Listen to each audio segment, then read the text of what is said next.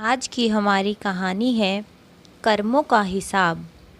एक भिखारी रोज़ एक दरवाजे पर जाता और भीख के लिए आवाज़ लगाता, और जब भी घर का मालिक बाहर आता तो उसे गंदी गंदी गालियाँ और ताने देता।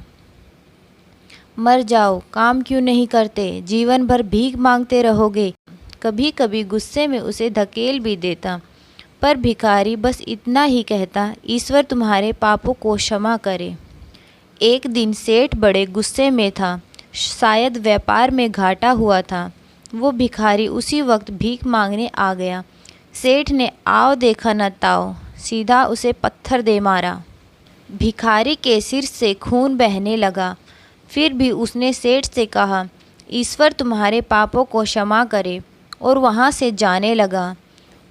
सेठ का गुस्सा थोड़ा कम हुआ और वह सोचने लगा, मैंने उसे पत्थर से भी मारा, फिर भी उसने मुझे दुआ दी। इसके पीछे का रहस्य क्या है, जानना पड़ेगा। और वह भिखारी के पीछे पीछे चलने लगा। भिखारी जहाँ भी जाता, सेठ उसके पीछे जाता। कोई भी उस भिखारी को भीख नहीं देता था। कोई उसे मारता, कोई जलील करता, कोई गालियाँ देता, पर भिखारी इतना ही कहता, ईश्वर तुम्हारे पापों को क्षमा करे। अब अंधेरा हो चला था। भिखारी अपने घर लौट रहा था।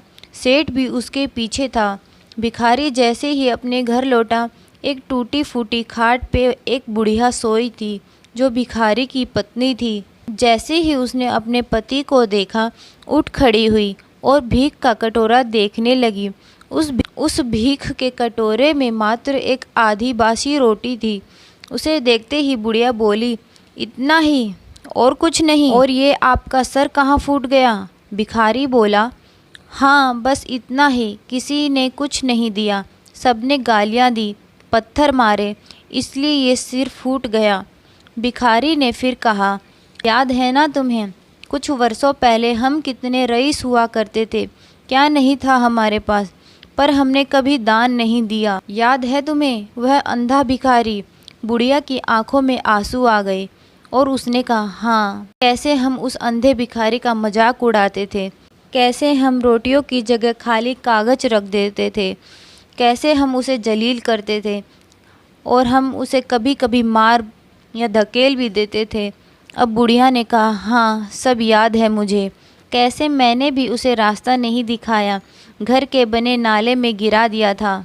जब भी वह रोटियां मांगता, मैंने उसे बस गालियां ही दी, एक बार तो उसका कटोरा तक फेंक दिया।